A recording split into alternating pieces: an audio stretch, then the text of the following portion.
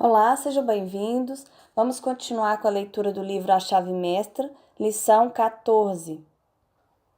De seu estudo até agora, você já constatou que o pensamento é uma atividade espiritual e é, portanto, dotado de poder criativo. Isso não quer dizer que alguns pensamentos sejam criativos, mas sim que todo pensamento é criativo. Esse mesmo princípio pode ser levado a operar de modo negativo por meio do processo de negação. O consciente e o subconsciente são duas fases de ação em conexão com a mente. A relação do subconsciente com o consciente é bastante análoga à que existe entre um catavento e a atmosfera. Tal como a menor pressão da atmosfera produz uma ação por parte do catavento, assim também o menor pensamento de que se ocupa a mente consciente produz no interior da mente subconsciente uma ação em exata proporção com a profundidade de sentimentos que caracteriza o pensamento e a intensidade com que ele é alimentado. Em decorrência, se você negar as condições insatisfatórias, estará retirando o poder criativo de seu pensamento a essas condições. Você irá cortá-las pela raiz. Lembre-se de que a lei do progresso governa necessariamente toda manifestação no objetivo. Portanto, a negação de condições insatisfatórias não irá trazer mudanças instantâneas. Uma planta vai continuar visível por algum tempo depois de suas raízes terem sido cortadas, mas ela irá murchar gradualmente, terminando por desaparecer. Assim também, a retirada de seu pensamento da contemplação de condições insatisfatórias irá por fim de forma gradual, porém segura, a essas condições. Você verá que isso é exatamente o curso oposto àquele que mais estaríamos naturalmente inclinados a adotar. Logo, ele terá o efeito exatamente contrário ao assegurado em geral. A maioria das pessoas se concentra intencionalmente nas condições insatisfatórias, dando assim àquela condição a dose de energia e vitalidade necessária para fomentar um crescimento vigoroso.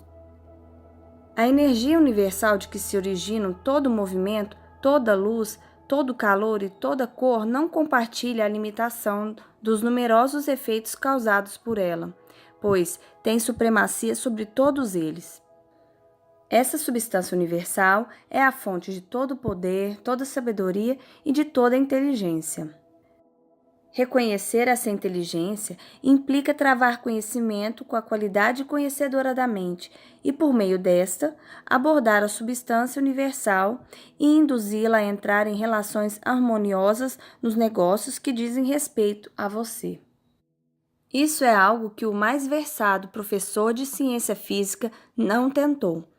Um campo de descoberta sobre o qual ele ainda não se lançou.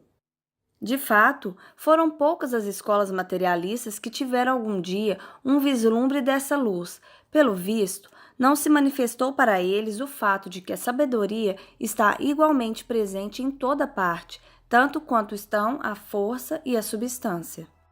Alguns diriam, se esses princípios são verdadeiros, por que não estamos manifestando?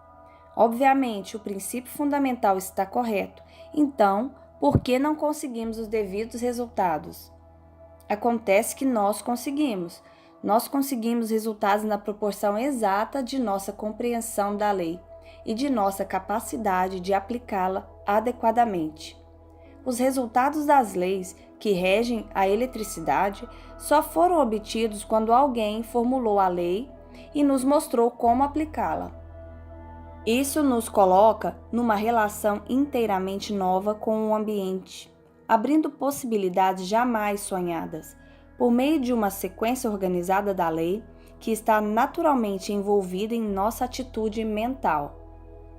A mente é criativa e o princípio que fundamenta essa lei é sólido e legítimo, inerente à natureza das coisas, mas esse poder criativo não se origina no individual, e sim no universal, que é o reservatório e a fonte de toda energia e substância. O individual é simplesmente um canal para a distribuição dessa energia. O individual é o meio pelo qual o universal produz as várias combinações que resultam na formação dos fenômenos. Sabemos que os cientistas fizeram a decomposição da matéria numa imensa quantidade de moléculas. Essas moléculas foram decompostas em átomos e os átomos em elétrons. A descoberta dos elétrons em tubos de vidro a vácuo, dotados de terminais metálicos, indica de forma conclusiva que esses elétrons preenchem todo o espaço, que eles existem em toda parte, que são onipresentes. Eles enchem todos os corpos materiais e ocupam a totalidade do que chamamos espaço vazio. Isso, então, é a substância universal da qual se originam todas as coisas. Os elétrons permaneceriam elétrons para sempre se não fossem dirigidos para um lugar onde se juntar para formar átomos e moléculas, e quem os dirige é a mente. Uma quantidade de elétrons girando em torno de um centro de força constitui um átomo. Os átomos se reúnem em proporções matemáticas absolutamente regulares para formar moléculas, que, por sua vez, se reúnem com outras para formar uma profusão de compostos, que se reúnem para formar um universo. O átomo mais leve que se conhece é o de hidrogênio, que é 1.700 vezes mais pesado que o elétron. Um átomo de mercúrio é 3.000 vezes mais pesado que um elétron. Os elétrons são pura eletricidade negativa e, como têm a mesma velocidade potencial de todas as outras energias cósmicas, tais como o calor, a luz, a eletricidade e o pensamento, não se trata aqui de espaço ou tempo. A maneira como foi averiguada a velocidade da luz é interessante. A velocidade da luz foi obtida pelo astrônomo dinamarquês Roemer, de 1676, mediante a observação dos eclipses das luas de Júpiter. Quando a Terra estava a menor distância de Júpiter, o eclipse parecia adiantado de aproximadamente 8,5 minutos em relação ao calculado. E quando a Terra estava à máxima distância de Júpiter, ele se atrasava em 8,5 minutos. Roemer concluiu que eram necessários 17 minutos para a luz do planeta atravessar o diâmetro da órbita terrestre. Desde então, esse cálculo tem sido verificado e prova que a luz viaja a cerca de 300.000 quilômetros por segundo. Os elétrons se manifestam no corpo como células e possuem mente e inteligência suficientes para realizar suas funções na fisiologia humana. Cada parte do corpo se compõe de células, algumas operando independentemente, outras em comunidades. Algumas se encarregam de construir tecidos, enquanto outras se envolvem na formação de várias secreções necessárias ao corpo. Algumas atuam como transportadoras de material, outras são as cirurgiãs, cuja tarefa é reparar danos. Outras se encarregam de transportar dejetos para fora do corpo. Outros ainda estão constantemente prontas a repelir invasores.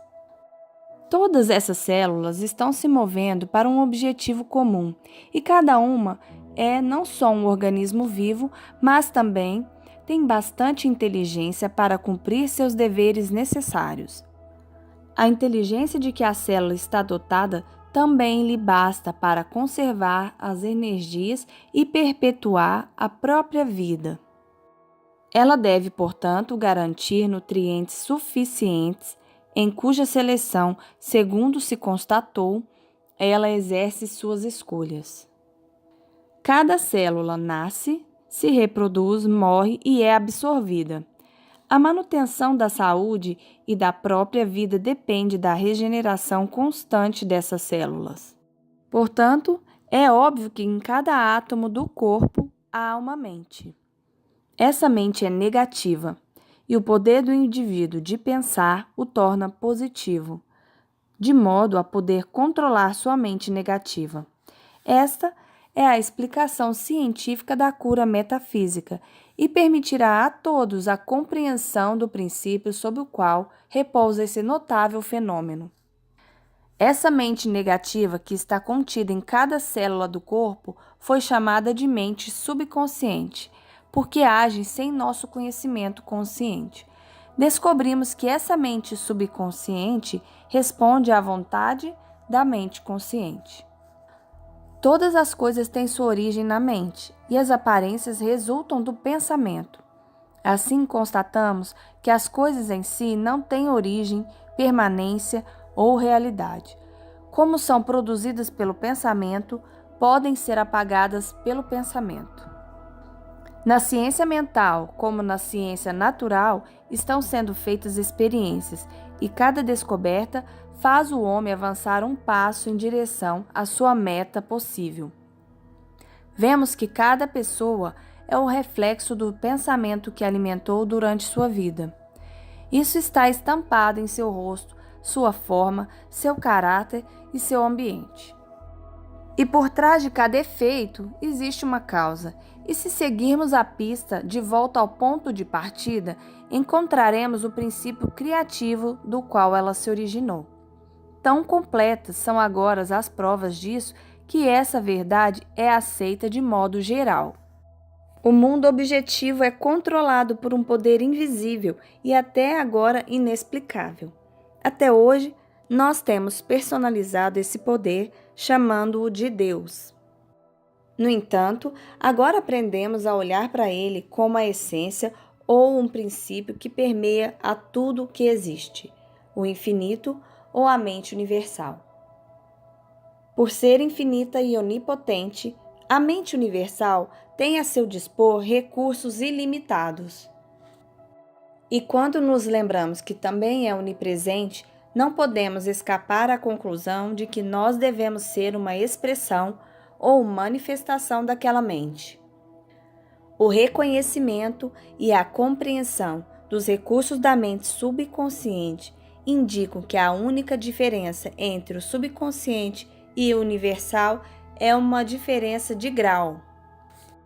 Você consegue apreciar o valor desse fato tão importante?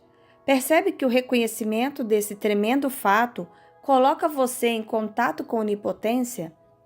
Sendo a mente subconsciente o elo de conexão entre a mente universal e a mente consciente, não é óbvio que esta pode conscientemente sugerir pensamentos que a mente subconsciente colocará em ação? E como o subconsciente é uno com o universal, não é óbvio que não podem ser impostos limites às atividades dele? Uma compreensão científica desse princípio explicará os maravilhosos resultados que são obtidos graças ao poder da prece.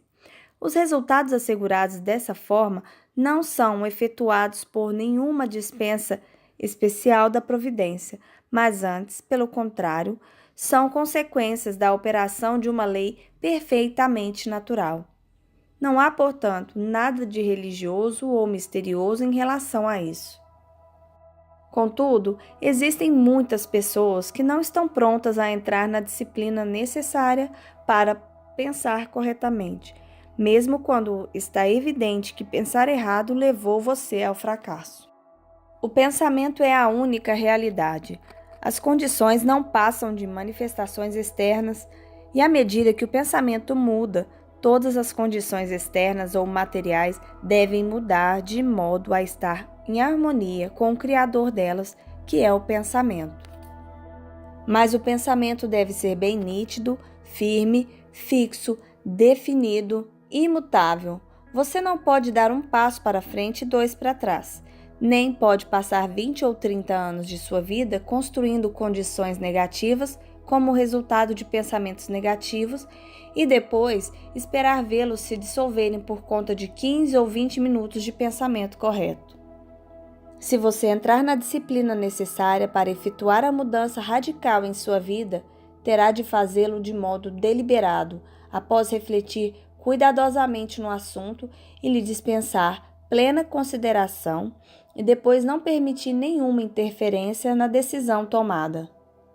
Essa disciplina, essa mudança de mentalidade Essa atitude mental não só lhe trará as coisas materiais necessárias a seu mais elevado bem-estar, mas também lhe trará saúde e condições harmoniosas em geral. Se você deseja ter condições harmoniosas em sua vida, precisa desenvolver uma atitude mental harmoniosa. O seu mundo exterior será o reflexo de seu mundo interior. Para seu exercício dessa semana, concentre-se na harmonia. E quando digo concentrar-se, quer dizer tudo o que a palavra implica. Concentrar-se tão profunda e sinceramente que você não terá consciência de nada senão harmonia. Lembre-se, nós aprendemos pela prática. A leitura dessas aulas não levará você a lugar algum. É na aplicação prática que reside seu valor. E ele termina a lição com essa frase de George Matthew Adams. Aprenda a manter a porta fechada. Mantenha fora de sua mente e fora de seu mundo qualquer elemento que busque admissão sem ter em vista nenhum objetivo útil definido. Então, essa foi a leitura da lição 14. Eu espero que tenham gostado. Façam os exercícios propostos pelo livro e compartilhe o conhecimento com outras pessoas. Muito obrigada e até a próxima!